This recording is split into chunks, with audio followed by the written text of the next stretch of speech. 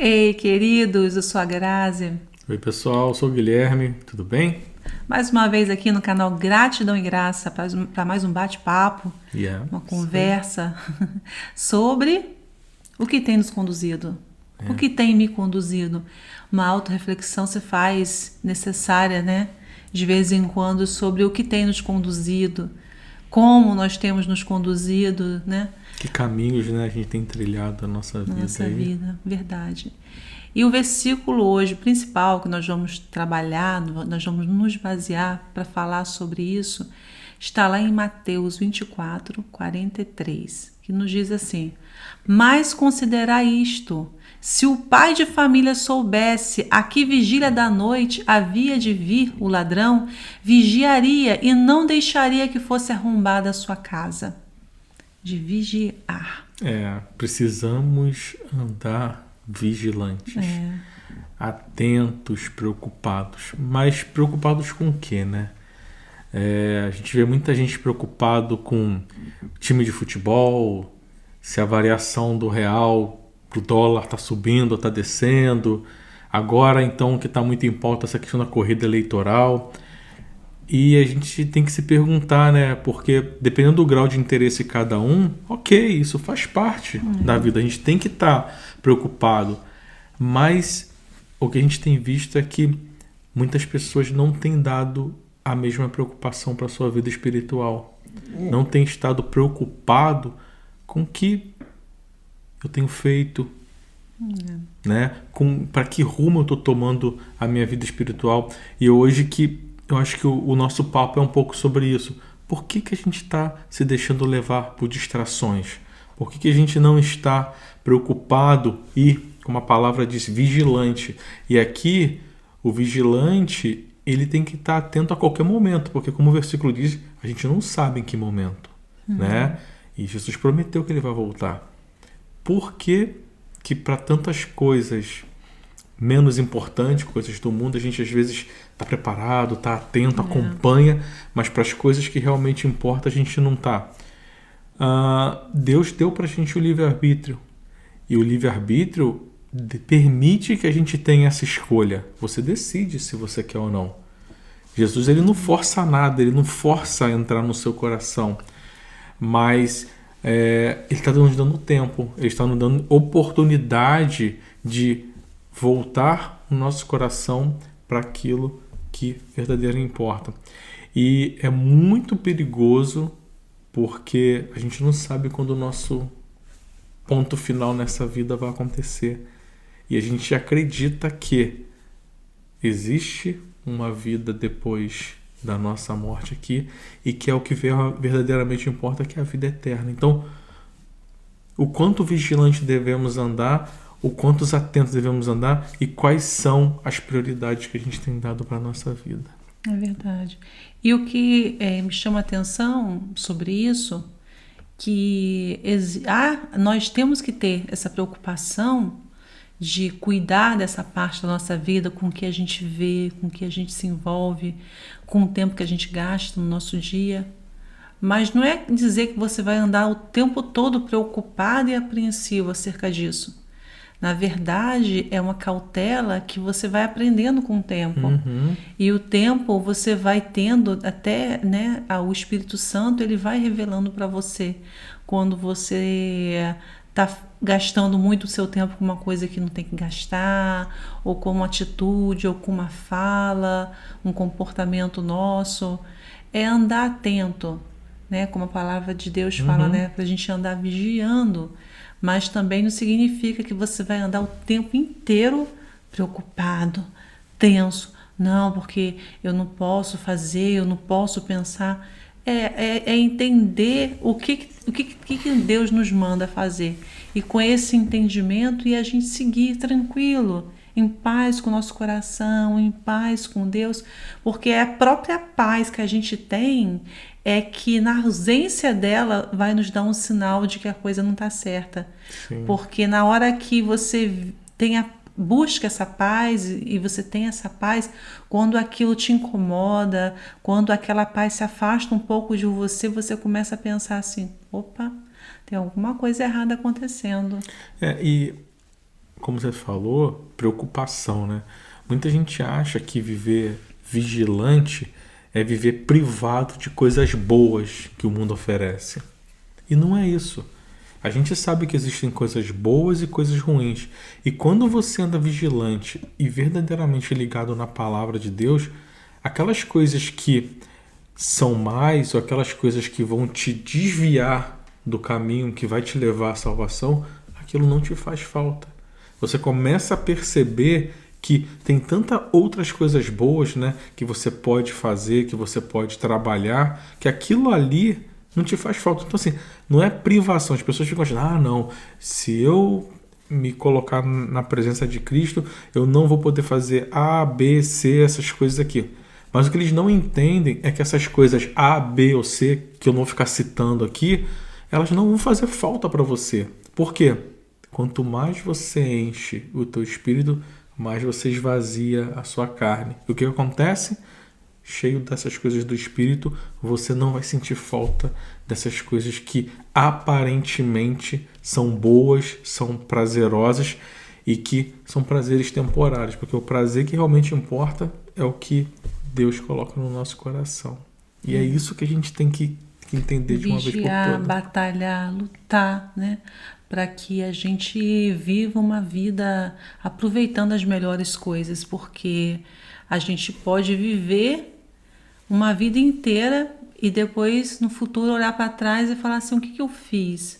O que eu construí? Quais são as experiências que eu tive? O que eu trouxe de bom para mim? E é tão duro quando você passa uma semana inteira e aí você recebe aqueles avisos assim, você esteve 80% online, 70%, 60% online aqui no seu celular. X horas. Aí você olha assim, eu trabalhei, eu estive respondendo meus e-mails, como foi produtiva a minha semana, eu ajudei alguém, eu aprendi.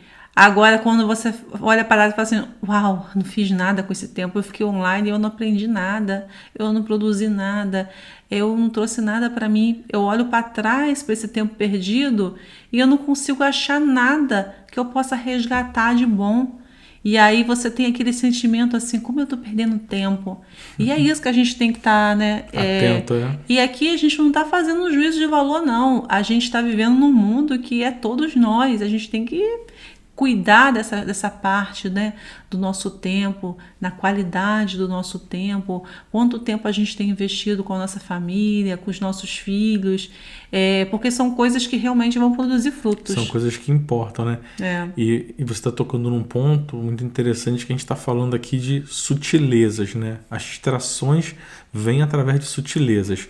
É uma pequena mensagem que você recebe no WhatsApp, que no momento que você às vezes está fazendo uma coisa ali que você precisa estar concentrado, e aquilo ali te desvirtua daquilo que você está fazendo. É uma rede social que você está lendo e um vídeo atrás do outro de 10 segundos que quando você vai ver você já está meia hora ali passando aquilo. Então, são essa soma de coisas que vão acontecendo no teu dia a dia que te distrai, que tomam o seu tempo aí. E muitas vezes você olha para trás e fala, uau, como o dia passou correndo. Eu não produzi nada. E são essas coisas que a gente tem que estar atento e dizendo, meu Deus, me ajuda a focar no que realmente importa. A gente precisa se sentir produtivo. E se sentir produtivo é estar fazendo coisas conectadas com a vontade do Senhor, com a vontade de Deus. E aí aqui é óbvio, trabalhamos, temos N coisas para fazer, mas Deus nos dá um tempo para todas as coisas, né? A Bíblia fala, existe tempo para todas as coisas. Existe tempo para você trabalhar, para você fazer suas coisas, mas por que a gente sempre deixa as coisas de Deus quando sobra tempo? Se. E a gente fica criando também na nossa cabeça desculpas para dizer que a gente não tem tempo para fazer aquilo. Quanto isso tem que ser uma prioridade na nossa vida. Às vezes é uma questão de organização, de foco, de colocar, prioridade. De ter uma agenda, né? Falando uma coisa prática da vida. Se a gente não dá conta, vamos fazer uma agenda, vamos criar uma agenda aqui, se você não tem uma agenda. Às vezes um papel simples que você pega uma folha ofício e bota assim, minha semana. essa semana eu quero fazer isso, eu quero fazer aquilo, eu quero fazer aquilo. E aí quando chega no final da semana, você vai olhar aquele papel, o que eu cumpri, que eu tinha prioridade? Ah, eu não consegui fazer minhas prioridades, mas o que eu fiz e que não tinha a menor importância? E aí a gente vai se acertando, porque a vida é corrida e o mundo hoje traz muitas distrações, Sim. principalmente com a internet, com os meios sociais que a gente tem, que não é uma coisa ruim se a gente usar de uma maneira boa, mas assim exige cautela. Olha, as redes sociais, as distrações, quando elas só roubam o nosso tempo, ok, isso é uma coisa fácil de você consertar, né? Se corrigir, você falou aí o exemplo da agenda. Mas a grande preocupação hoje dessas distrações é quando elas, além do nosso tempo, elas roubam a nossa comunhão com Deus e nos desviam do caminho do Senhor, tá? Então é uma mensagem com conteúdo mais sensual, é uma mensagem onde você está, sei lá, indiretamente ali numa conversa que talvez não está agregando ou falando mal de alguém, ou numa fofoca, sabe? Coisas que te afastam de Deus. Então, a gente sabe que a gente vive numa luta constante entre a carne e o espírito. Quanto mais lugar você dá às coisas da carne, mais as coisas do espírito vão ficando para segundo plano. E isso desagrada a Deus. E o que Ele quer? É que a gente foque nas coisas que realmente importam. O que são as coisas que realmente importam? As coisas do Espírito. Fazer a vontade do Senhor, né? Ajudar o teu próximo, honrar o teu pai e a tua mãe, fazer as coisas que agradam a Deus. Quando você começa a fazer isso na sua vida, de novo, essas coisas da carne começam a não fazer mais sentido nenhum na sua vida. Não é que você não vai sentir falta, mas é impressionante como essas pequenas sutilezas, é só um vídeo, é só uma conversa, é só uma fofoca, é só isso, foi só um comentário, e isso vai fazendo com que o seu coração comece a se encher de coisas ruins. E a gente precisa entender que essas coisas ruins vão tomando lugar das coisas boas, e a gente sabe que se a gente der lugar, a carne começa a querer falar mais forte dentro de nós. A gente precisa, de uma forma, pedir força a Deus, porque é através dele, né, o Senhor Jesus nos ajuda a fugir dessa aparência do mal e estar conectado nas coisas que realmente importam. E isso às vezes a gente fica achando, não, eu fui transformado, eu fui modificado, eu sinto o poder de Deus na minha vida, nunca mais. Não, isso é uma coisa constante, é todo dia você orando, lendo a palavra, pedindo a Deus. É a mesma coisa que você querer fazer um exercício físico, né? Adianta você fazer um exercício físico, não, vou fazer exercício físico 24 horas por dia por uma semana, e o resto do ano você não faz nada. Não adianta. O teu corpo vai entrar naquele ritmo novamente de se acomodar e não vai estar com a condição física apropriada. A vida na presença de Deus é constância, é a gente estar ligado e perceber que somos pecadores, erramos, mas a gente, quando o Senhor renova a nossa vida e a gente sente a presença dele, a gente faz o quê? Se afasta dessas coisas ruins. Uma vez me perguntaram, né, como é que a gente sabe que a gente é renovado e como eu me mantenho renovado? Então, eu na hora fiquei até meio assim, sem conseguir uma resposta, mas depois refletindo, eu senti de Deus que ele falou assim, a vida de quem se sente renovado, a diferença entre a vida de quem se sente renovado e de quem não está muito preocupado com isso, é como se você fosse um condutor onde você tivesse um carro. O carro é como se fosse o teu corpo ali. A diferença de quem é renovado é que ele foi restaurado e limpo. Como se tivesse acabado de sair de uma loja ali, uma revisão naquele carro ali. E o que o condutor ele sai dali com isso na cabeça de que eu quero manter o meu carro funcional, limpo, né? Eu não quero mais o meu carro sujo. E o que ele vai fazer? Esse carro, essa pessoa, ela vai continuar andando pelos mesmos caminhos que ela andava anteriormente. As ruas são as mesmas, as estradas são as mesmas, os perigos, as dificuldades são as mesmas. Agora, qual é a diferença de quem efetivamente se sente renovado para aquele que deixa a vida me levar e não está preocupado com isso? A diferença é que a pessoa que tem um carro que hoje eu dei uma batidinha que amassou. Eu passei numa poça de lama. Quebrou isso aqui. Vai lá e faz uma amarração com arame. Ele não está preocupado com toda a sujeira que está vindo para a vida dele, para o carro que ele está conduzindo ali. Que é o quê? O nosso corpo. Né? Ele não está preocupado com isso. Ele vive um dia após o outro e aquilo ali não traz para ele uma preocupação. Ele sabe que ele está errado, ele sabe que está sujo, ele sabe que ele poderia andar de uma forma diferente, mas ele não está preocupado. E a diferença de quem é renovado, ele sente o quê? Uma preocupação constante em se manter limpo. Ele pode passar por uma estrada que talvez vai dar um respingo ali de uma lama no carro dele. O que ele vai fazer? Eu vou limpar isso aqui o mais rápido possível. É você voltar constantemente ao momento em que você estava 100% limpo. E, obviamente, evitar determinados caminhos que você já sabe que aquilo ali vai trazer, de alguma forma, uma sujeira para o teu carro. Então, e de novo, você não vai sentir necessidade de passar por aquela estrada, porque você sabe que tem outras que você pode caminhar.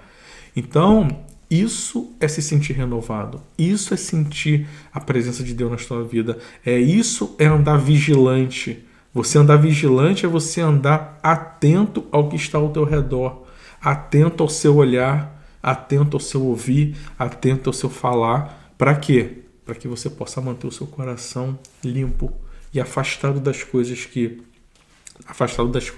do mundo. Por quê? Porque você sabe que a carne continua em você.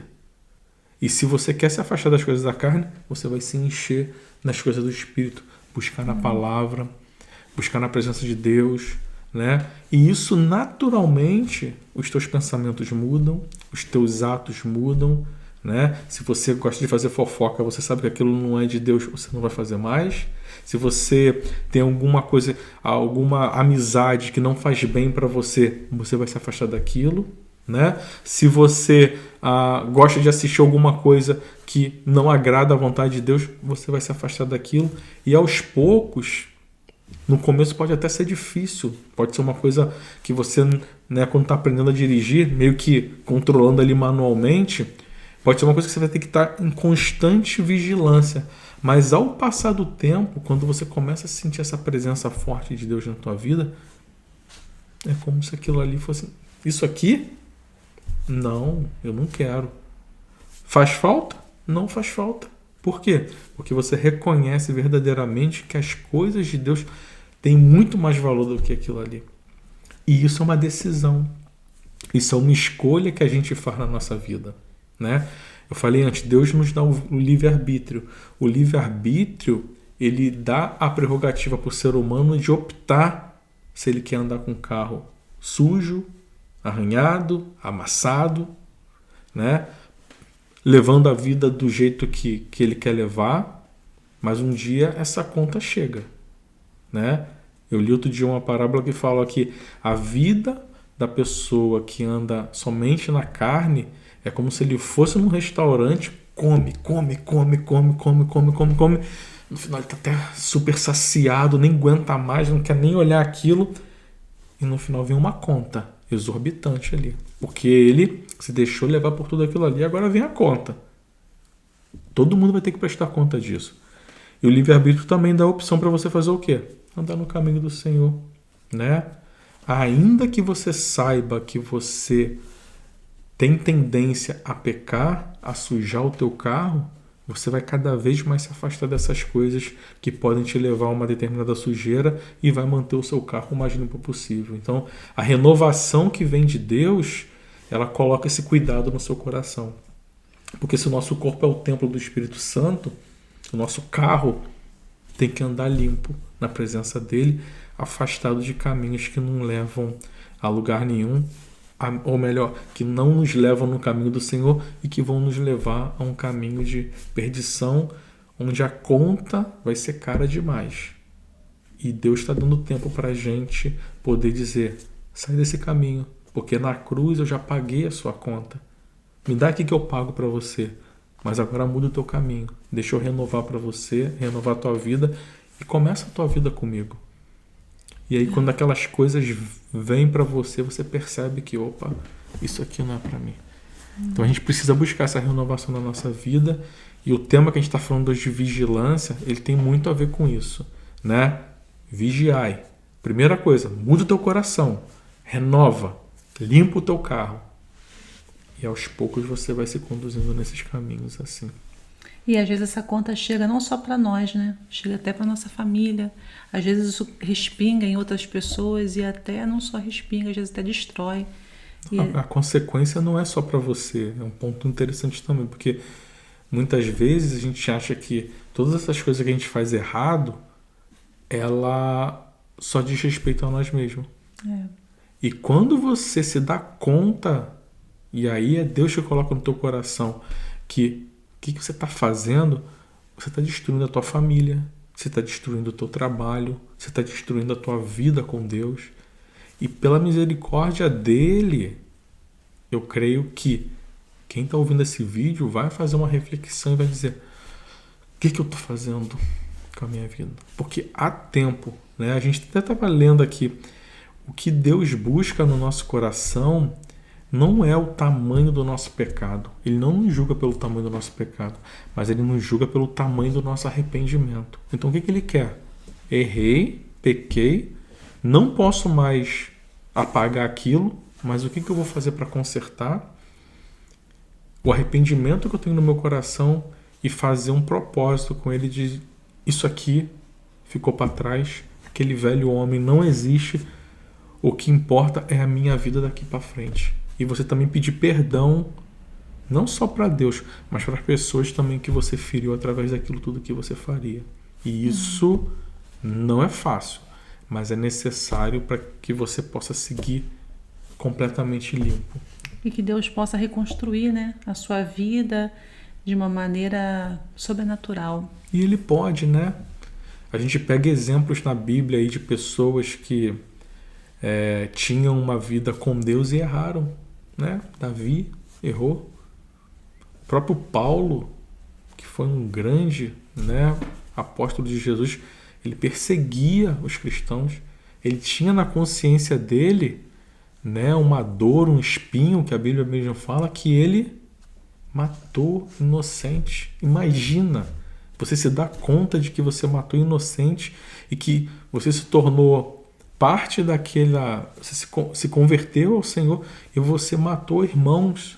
Olha, e Deus teve misericórdia, porque se Deus olhasse a vida de Paulo no passado, era para ele estar completamente errado e indo direto para o inferno. E o que ele fez? Renovou a vida de Paulo, transformou, e olha o homem que ele foi levando o evangelho aí para um monte de lugares onde os gentios estavam e efetivamente produziu frutos. Então a gente também não pode ficar olhando para A, para B, para C, porque a nossa, principalmente aqueles que já estão no caminho do Senhor há um tempo, se sentem limpos, eles tendem a olhar para a vida do outro e falar assim: esse aqui eu acho que nunca vai. Aquele ali, não. A gente cria julgamento em cima das pessoas. Isso também é errado, por quê? Quando eu olho para uma pessoa e falo assim: aquele ali nunca. Eu não estou duvidando daquela pessoa. Eu estou duvidando do nosso Deus. Porque se eu creio que Deus pode todas as coisas, pode transformar todas as pessoas, por que eu estou dizendo já previamente aquele ali? Não. Aquilo ali só depende da vontade dele. Se for da vontade dele, ele pode transformar. Né? Ele transformou a gente, por que ele não vai transformar outro? A gente vai se achar melhor que o outro. Às vezes a gente fica se achando que mas quando Deus, foi fácil Deus me converter. Eu já vinha de um caminho assim, foi fácil, né? Mas aquele lá é difícil. E a gente duvida. Poxa, se é difícil, Deus não pode fazer? Claro que ele pode. Então eu quero dizer também para vocês que tem alguém na sua família que não está hoje no caminho do Senhor, não desista de orar, porque o tempo de Deus é diferente do nosso tempo, né? E ele, no momento certo, eu tenho testemunho na minha família de pessoas com mais de 20 anos, a gente orando, e depois teve uma conversão assim sobrenatural e está no caminho do Senhor. Então são testemunhos que a gente ouve. A gente precisa estar atento e duvidar de nós mesmos ou dos outros é duvidar de Deus. Porque se cremos num Deus que pode todas as coisas, a gente precisa acreditar que duvidar da sua conversão, duvidar de que você pode superar um problema, é duvidar de Deus. Porque eu estou dizendo que ele não tem capacidade para fazer. Não, eu sou fraco. Mas ele é forte, por ele pode me transformar. Então a gente precisa ter essa convicção no coração. Principalmente nos momentos de luta, nos momentos que a gente está passando por uma determinada dificuldade, a gente perceber no nosso coração que ele pode todas as coisas. É verdade. Verdade. Glórias a Deus por esse momento. Eu gostaria de te convidar a compartilhar esse vídeo se você lembrou de alguém. Eu acho que o nosso público, a maior parte, são de mulheres. Compartilhe para os seus maridos essa mensagem, para os seus cônjuges. Ou o marido compartilha para suas esposas. Quem sabe vocês em família não conseguem assistir esse vídeo juntos. Que Deus abençoe a sua casa, abençoe o seu dia, abençoe a sua família, que as bênçãos do Senhor estejam sobre os seus filhos, se você tem filhos, e um dia abençoado, uma semana abençoada, em nome de Jesus. E vou mandar vigilante com foco no que realmente importa. Verdade. As coisas de Deus. Obrigado, Amém. Muito bom estar aqui com vocês. Até a próxima. Até a próxima.